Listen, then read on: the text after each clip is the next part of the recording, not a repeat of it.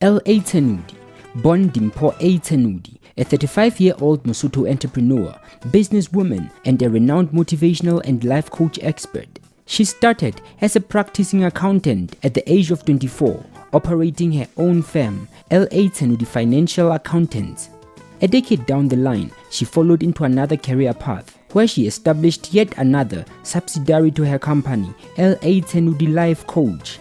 With this establishment, she extended her operations and launched a radio talk show, which was followed by the ever-taking media spot program, the L.A. Tenudi TV Talk Show.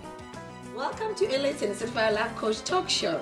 Today her career was enhanced and musclified by media and information technology, which gave her a spotlight all over the modes of commercial and technological aids. Her career became much profound when she became a media icon in the face of information technology through her TV and radio programs. L.A. Tenudi continues to attract scores of followers in her philanthropy work, and this is made possible by media and ICT, which gave her a name.